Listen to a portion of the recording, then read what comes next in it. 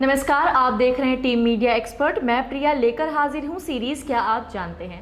दर्शकों, आज के इस एपिसोड में हम बात करेंगे कैसे तथ्य पर जिनका आपके लिए जानना बहुत ज़रूरी है। कभी कभी ये सवाल बनकर हमारे जहन में आते हैं तो कभी कभी ये हमारे दैनिक जीवन से भी जुड़े होते हैं और कभी ये इतने ज़्यादा इम्पॉर्टेंट होते हैं कि हमारे कॉम्पिटिटिव एग्जाम्स में भी पूछे जाते हैं। तो चलिए आज की सीरीज़ की शुरुआत करते हैं और आपको बताते हैं आज के महत्वपूर्ण तथ्य के बारे में। ताजमहल का हैरान करने वाला इतिहास और रहस्य। कितने हाथों ने तराशे हैं हंसी ताजमहल, झांकते हैं दरो दीवार से क्या क्या चेहरे। अगर इतिहास के पन्नों में जाकर ताजमहल के इतिहास को कुरीदा जाए तो जामिल मलिक जी की यह शायरी बहुत कुछ बयां करती है। चाहे ताजमहल के बनने का इतिहास हो या फिर शाहजहां और मुमताज के निश्चल मोहब्बत की कहानी, वाकई में किसी अजूबे से कम नहीं मुमताज और शाहजहां की ये निशानी। बातों से तो आपको पता ही चल गया होगा कि आज का हमारा टॉपिक है दुनिया के 7 अजूबों में से एक ताजमहल। ताजमहल का मुख्य द्वार है पीछे। जितने भी टूरिस्ट ताजमहल का दीदार करने जाते हैं उन्हें ये नहीं पता होगा कि वह ताजमहल का पिछला हिस्सा देख रहे हैं। दरअसल ताजमहल को देखने के लिए जैसे ही आप एंट्री करते हैं वो असल में ताजमहल का पिछला हिस्सा है। जो शाही दरवाज़ा है वो नदी के किनारे दूसरी तरफ है। मुग़ल काल में ताज तक पहुंचने के लिए नदी ही मुख्य रास्ता थी। बादशाह और उनके मेहमान नाव में ही बैठकर जाया करते थे। दरअसल नदी के किनारे एक चबूतरा हुआ करता था। वक्त के साथ नदी बढ़ती गई और चबूतरा नष्ट हो गया। फिर ताजमहल के पिछले हिस्से को ही मुख्य द्वार बना दिया गया। ताजमहल बनने तक मुमताज को मम्मी के रूप में रखा गया। कहा जाता है कि मुमताज की मौत बुहारनपुर में 14वें बच्चे के प्रसव के दौरान हो गई थी। इस दौरान ताजमहल का निर्माण पूरा नहीं हो सका था।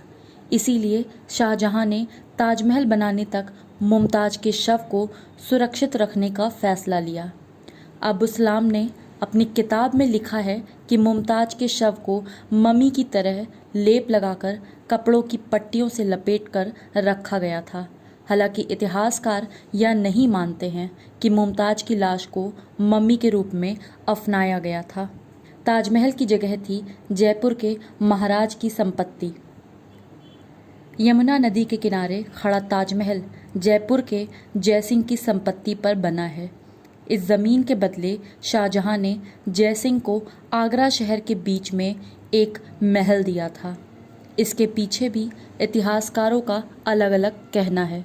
कुछ इतिहासकार कहते हैं कि जयसिंह ने शाहजहां को यह संपत्ति मुफ्त में देनी चाहिए थी, मगर शाहजहां ने यह स्वीकार नहीं किया। बदले में आगरा शहर के बीच में एक महल दिया गया। वही कुछ इतिहासकारों का कहना है कि आगरा के बीच शहर में आलीशान महल देने के बाद जयसिंह को शाहजहां ने 4 और महल दिए थे। मजदूरों के हाथ काटने की कहानी में कितनी है सच्चाई। ताजमहल को लेकर यह कहानी भी सुनी जा सकती है कि शाहजहां ने इसे बनाने वाले मजदूरों के हाथ कटवा दिए थे।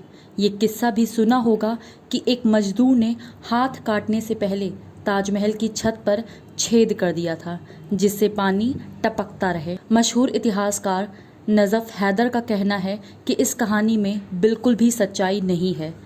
इस बात का कोई भी प्रमाण इतिहास के पन्नों पर मौजूद नहीं है।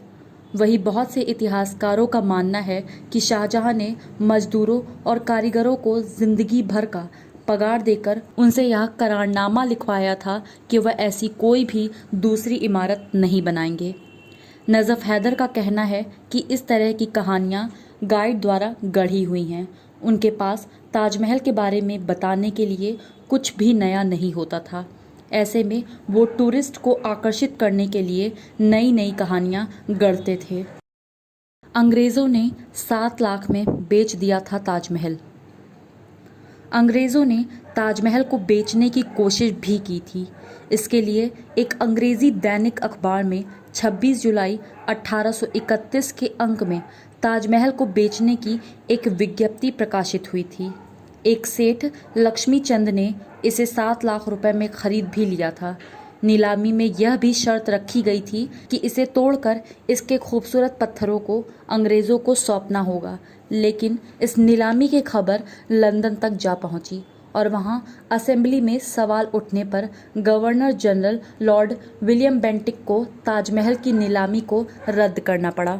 15 वर्षों में तैयार हुआ सिर्फ गुंबद। 42 एकड़ में फैले इस अद्भुत ताजमहल को बनाने के लिए करीब 20,000 से ज़्यादा अधिक मजदूर लगाए गए थे और 22 वर्षों में ताजमहल बनकर पूरा हुआ था। सिर्फ गुंबद बनाने में ही 15 वर्ष लग गए थे। शेष 7 वर्षों में बाकी का काम पूरा किया गया। इस दौरान 1000 हाथियों को काम में लिया गया था, जो संगमरमर के पत्थरों को एक जगह से दूसरी जगह ले जाने का काम किया करते थे। इस दौरान पंजाब से जैस्पर, चीन से हरिताश्म और क्रिस्टल, तिब्बत से फिरोज़ा, अफगानिस्तान से लैपीज लजुली, श्रीलंका से नीलम एवं अरब से इंद्रगोप पत्थर लाए गए थे। ऊपर बड़े और नीचे छोटे हैं कुरान की आयतों के अक्षर। ताजमहल के मुख्य स्मारक के चारों तरफ कुरान की आयतें लिखी गई हैं। इस लिपि को सुलेखन फ्लेरिड थुलुट कहते हैं। इसे फारसी लिपिक अमानत खान ने डिज़ाइन किया था। इसे ऐसे डिज़ाइन किया गया कि नीचे से देखने पर लिखावट एक समान लगे। इसके लिए ऊंचे फलकों पर उसी अनुपात में बड़ा लेखन किया गया और नीचे को छोटा। विदेशों से बुलाए गए थे कारीगर। इसे बनाने के लिए विदेशों से कुशल कारीगरों को बुलाया गया था। उनमें से 37 दक्ष कारीगर इकट्ठे किए गए, जिनकी देखरेख में करीब 20,000 मजदूरों ने काम किया। शिल्पकार उस्ताद अहमद लाहौरी इसके निर्माण के प्रमुख थे। लाहौरी पर्शियन थे और उन्हें ईरान से बुलाया गया था।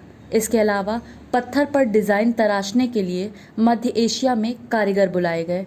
ताजमहल फारसी, तुर्क, भारतीय और इस्लामी वास्तुकला का प्रतीक है। शाहजहां और मुमताज की इस मोहब्बत की कहानी ताजमहल के बारे में आज हमने आपको बताया। ऐसे और भी बहुत सारे तथ्य हैं जिनके बारे में हम आपको बताना चाहते हैं, लेकिन उसके लिए आपको हमारे चैनल को लाइक और सब्सक्राइब करना पड़ेगा। तो बने रहिए हमारे साथ, देखते रहिए टीम मीडिया एक्सपर्ट। धन्यवाद।